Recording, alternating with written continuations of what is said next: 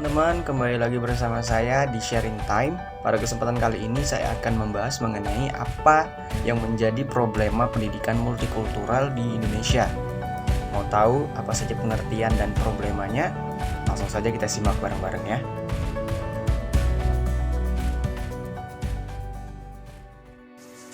Nah, adapun untuk problema pendidikan multikultural di Indonesia yang akan saya bahas pada video kali ini, terdapat beberapa poin yang akan saya bahas. Di antaranya yang pertama, keanekaragaman identitas budaya daerah. Hal ini menjadi salah satu problema karena keanekaragaman ini menjadi modal sekaligus potensi konflik. Keanekaragaman budaya daerah memang memperkaya khasana budaya dan menjadi modal yang berharga untuk membangun Indonesia yang multikultural. Namun, kondisi budaya itu sangat berpotensi memecah belah dan menjadi lahan subur bagi konflik dan kecemburuan sosial. Masalah itu muncul jika tidak ada komunikasi antar budaya daerah. Tidak adanya komunikasi dan pemahaman pada berbagai kelompok budaya lainnya justru dapat menjadi konflik. Sebab dari konflik-konflik yang terjadi selama ini di Indonesia dilatar belakangi oleh adanya keberagaman identitas etnis, agama, dan ras. Dalam mengantisipasi hal itu, keragaman yang ada harus diakui sebagai sesuatu yang mesti ada dan diberikan tumbuh sewajarnya. Selanjutnya, diperlukan suatu manajemen konflik agar potensi konflik dapat terkoreksi secara dini untuk ditempuh langkah-langkah pemecahannya, termasuk di dalamnya melalui pendidikan multikultural. Selanjutnya, pergeseran kekuasaan dari pusat ke daerah.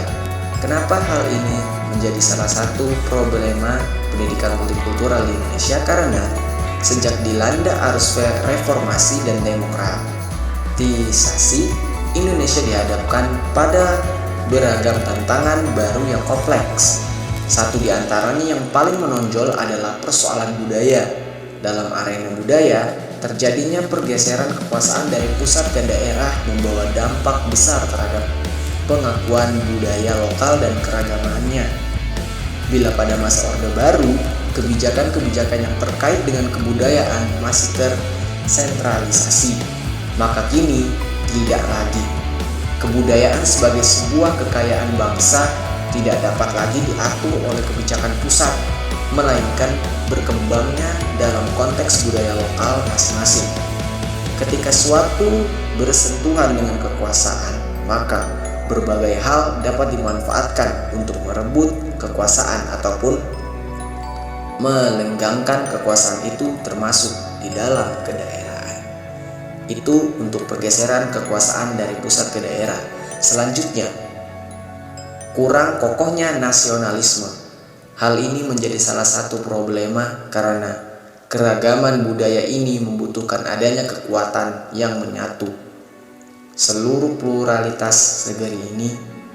Pancasila sebagai pandangan hidup bangsa, kepribadian nasional dan ideologi negara merupakan harga mati yang tidak bisa ditawar lagi dan berfungsi sebagai integrating force.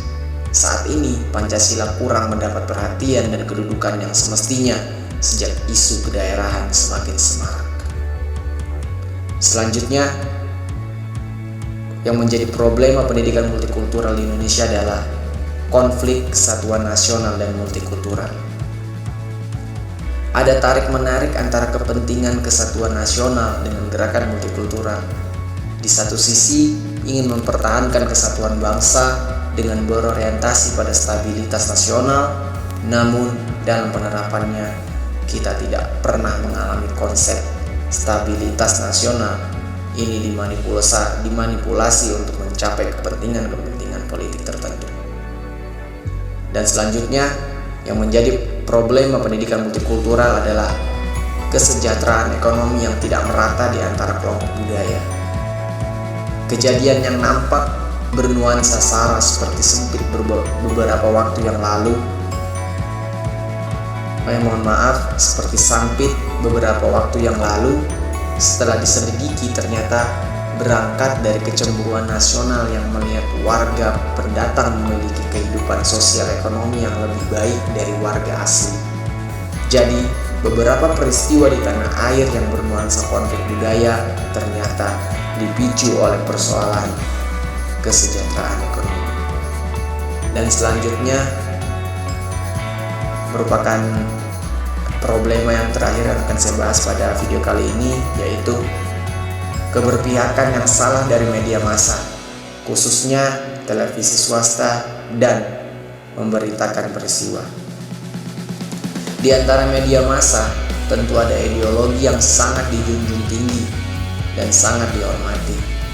Persoalan kebebasan pers, otonomi, hak publik untuk mengetahui kehendaknya diimbangi dengan tanggung jawab terhadap dampak pemberitaannya.